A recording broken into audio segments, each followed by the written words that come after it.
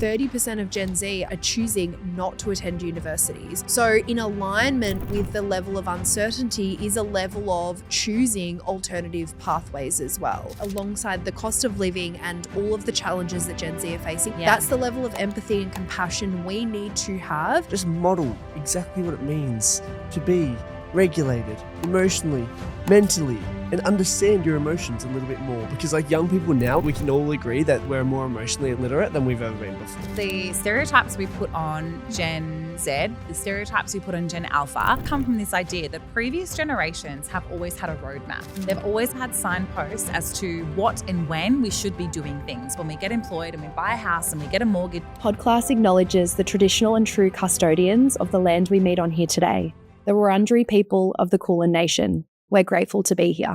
So no one told you teaching was gonna be this way. Your lesson plans are jokes, your patience broke, you're feeling in disarray.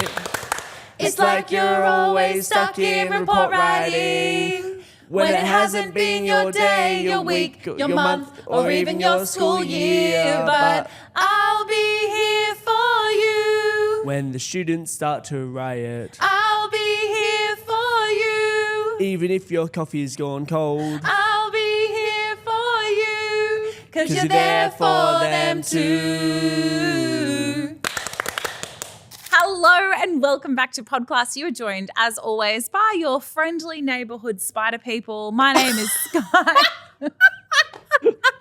Spider people. The person you're hearing cackling is Amanda and Will And Masara. Hello. I'm Will, yes. Still Will. And this is the one on what we're getting wrong about young people. Yeah, and I think it kind of stems from this idea. We are hearing so often this kind of statement where people from different generations to Gen Z or Gen Alpha kind of have that phrase. It's like kids these days. Not the kids K word. these days. Not, first of all, we call kids young people because that's really respectful. In and our a whole lot organisations, nicer. you have to do 10 push-ups if you say the K word. We don't actually implement that, but I'm glad that you do. Thank you. 10 Imagine if we push-ups. were running a teacher PD and we implemented that.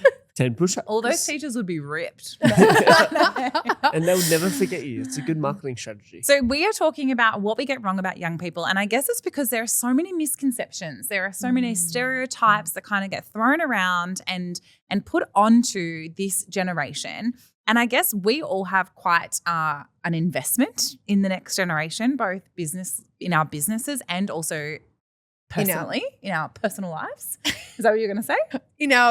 Is this what we're going to in drop our the humans? news? Oh my gosh, do I drop the news? Are we going to drop the I news? was going to say in our humans, Oh. because you obviously have a 6-month-old human. I do. He turned 6 months old just this last week, and that's very So exciting. And then I still do not have any children. Why, Amanda, do you have some news? I am growing a small person. What? Ring-a-ding-ding, Amanda's pregnant. I know. Isn't that wild? Congratulations. Thank That's you. so exciting. So what we're getting wrong about your unborn child is And really, I mean, it's like my son, he is Gen Beta. It's the newest generation. It unfortunate, starts that. in 2025. Your child is also going to be Gen Beta. And it's really important that we start to unpack this generational divide, that we understand how we can be bridging the gaps, because like the next generation, they're not going anywhere. They're just going to continue, and we need to figure out a way to collaborate, to work with, to understand. And we really feel that so much of that comes from, at the moment, there's a huge lack of empathy. There's a huge lack of understanding in this space. And it's a real, what's the word when it's like goes one way but not the other? What's the phrase I'm looking for? Yeah, that. But that is what's happening. Yes. That is exactly What's it one way. called? It is one way. But actually what's occurring is, and I don't know if this has been as strong for previous generations or if it's because our landscape has changed so very much that we are experiencing it in a stronger way. But it's this idea that, well, I did it this way and I experienced it this way, and for me it went like this, so how come they don't do this, or it's more challenging, or whatever it is. I think, since we're all telling our opinions, sorry. What do you think? I think that the common ground piece is actually getting less and less and less. Like you think about it, the older generations, boomers and the ones after that, they had a lot of common ground, right? Play outsides. And between you and I, we had like some common ground. like technology still existed. So what you're saying is the further away the generations sit from each other, obviously the more effort has to go But into even, bridging like, that gap. You and I had less common ground than what they would have had as, like, I don't know, boomers and zoomers. The further, you know what I'm saying? No? Yes. Because we're closer.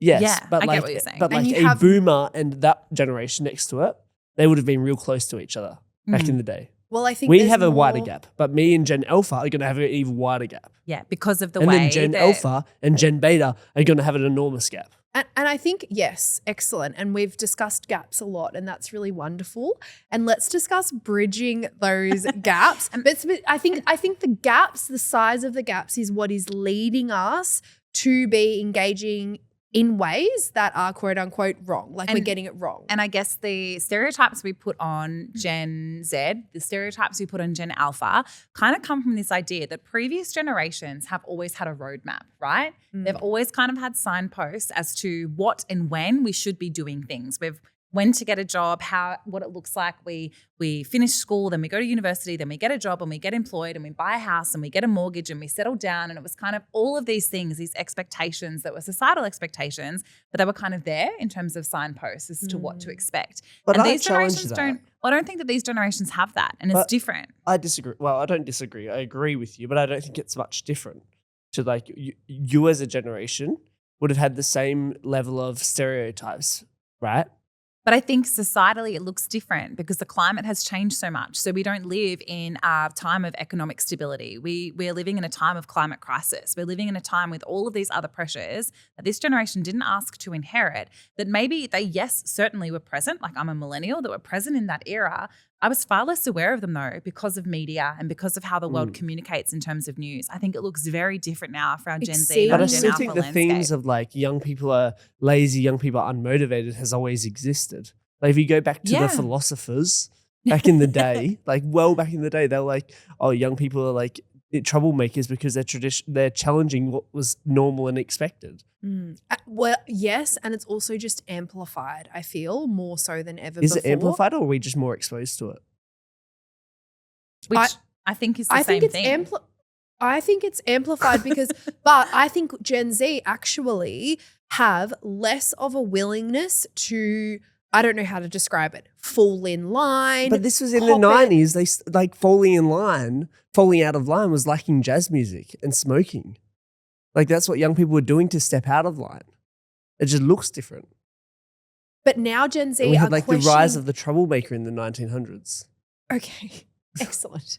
But if you think about traditional pathways, like to Sky's point, I see what you're saying, but to Sky's point that there has been, whether you choose to walk that path or not, there has been a traditional, reliable pathway you could walk and you could know that that was going to be there for you. Gen Z today in high school are being told straight to their face, we do not know the jobs that won't exist. Oh yeah, I strongly You agree. can complete your schooling. You can choose university, but we can't know. In 5 years, in 10 years, what will be relevant and what will not be relevant. We can make our best guess. And we see That that, is a- because we've got broad sweeping statements in terms of instead of like, we need you to have these literacy skills and yada, yada, yada. It's like, well, now let's look at the 21st century learning skills and let's unpack communication. And it's all these kind of broad skills that we would consider traditional soft skills or human skills are the focus. And that's in order to get them as best prepared as possible we have for no what's to come clue. because we have no clue. As And to the what that looks latest like. data is that 30% of Gen Z are choosing not to attend universities.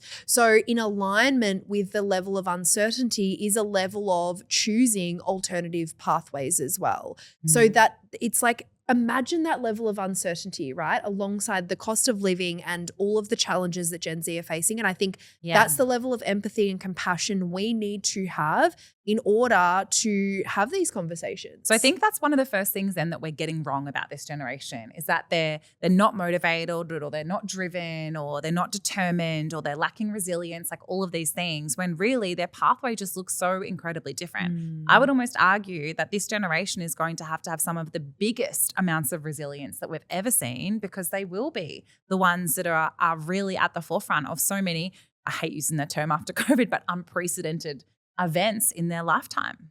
Literally never know what step is going to be a right step because you could go and spend 3 years studying something and then bam, AI is just taking entire sectors. yeah. So right? I think in alignment with all of this, what we have to talk about is like overstimulation and regulation along with this. I think that what we are as a peoples is more overstimulated than ever before, because the natural gaps that we would have had in our day-to-day lives and in how our day unfolds, those gaps are getting fewer and fewer and fewer. And now it's like cool to create the space and create a gap where that was just a byproduct of life a few generations ago. Yeah. It's Raw dogging it. And I do love though that Gen Z is really owning that. Like they are the ones leading the way so much of the time creating those We've spaces. made it a trend. It's called raw dogging.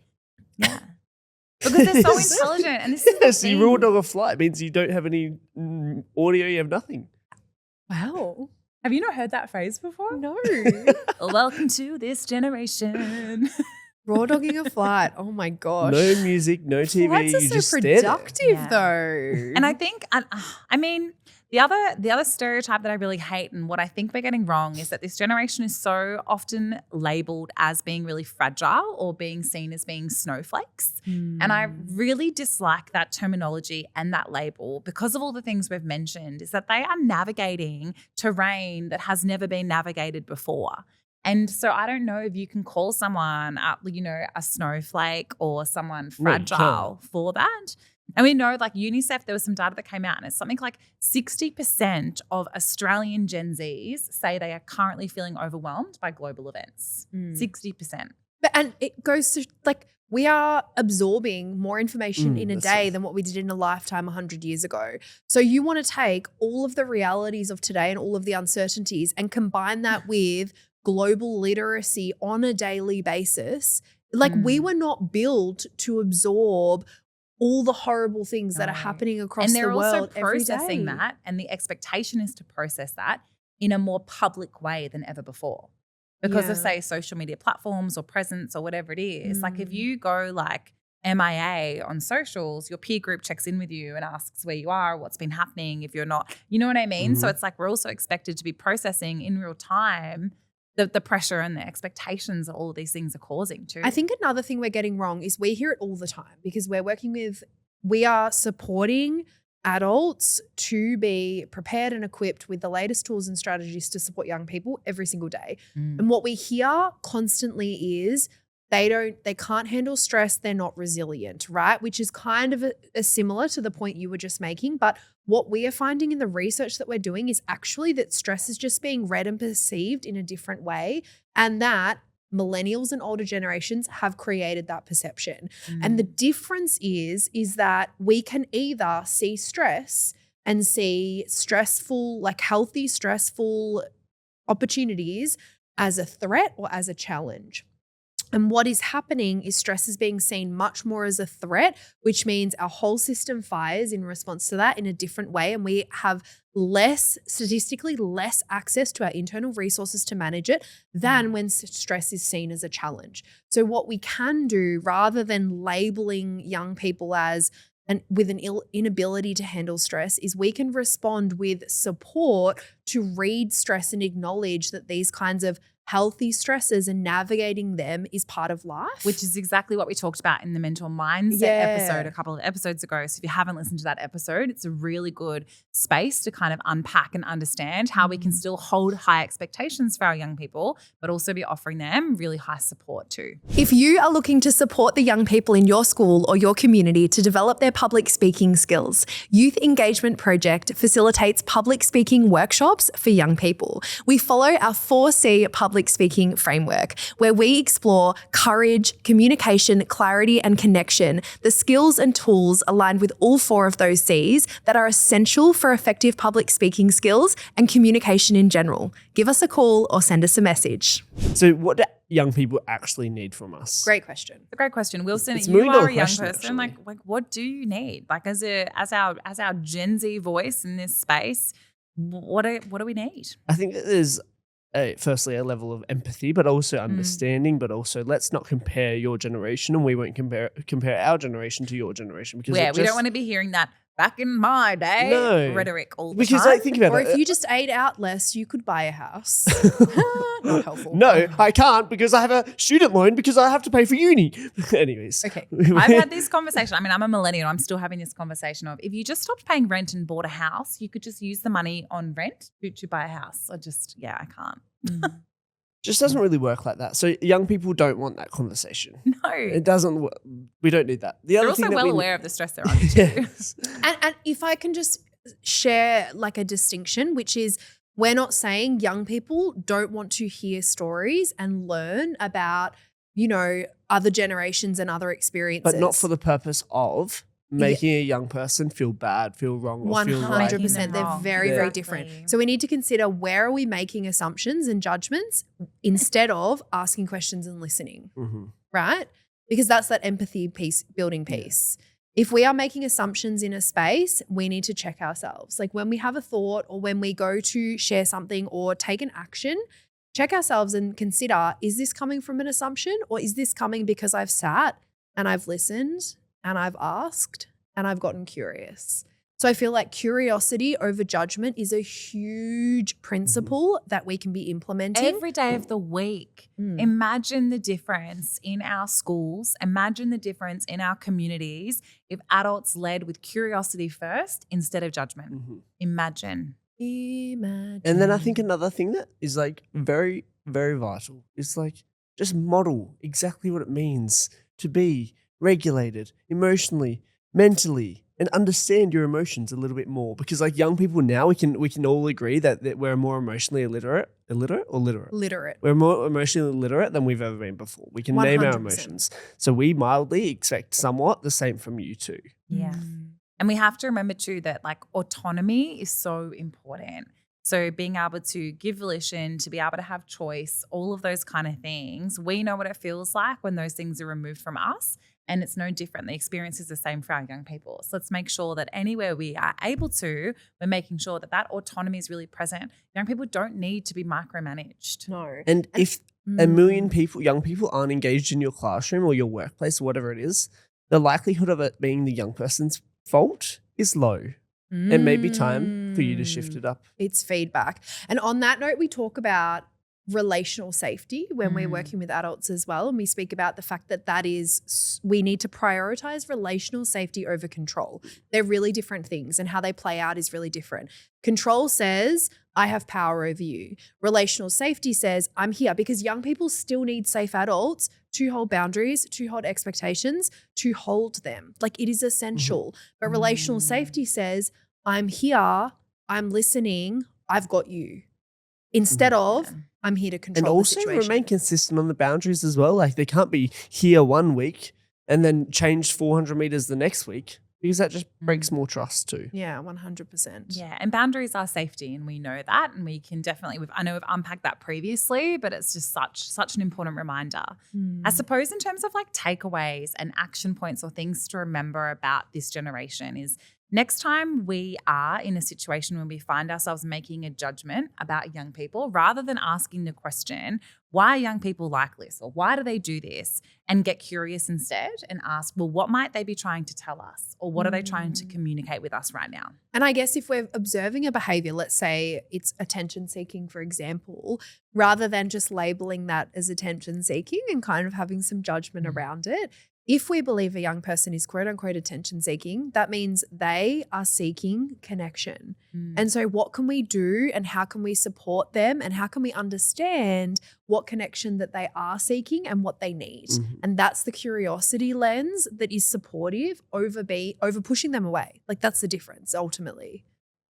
And that's a nice way to wrap it up, I think. Yeah, and let's like celebrate young people, right, for what they're doing. Yeah, young people They're are out epic. there, they are on the front lines of activism. They're taking ownership of their lives. They're leading the way in terms of creating new spaces for them to connect with one another. And we're not here saying they're perfect. No one is. Imperfection is how we live life, and that is a fact. Young people are navigating becoming who they are. They're navigating the becoming and unbecoming of working out who they want to be in this world, in a world that has never been less certain. And they don't have a clear roadmap. So let's give them some bloody grace. Please. Por favor. Thanks for joining us this week, team. We have been Podclass, and we'll see you next week. Ciao, ciao. Bye.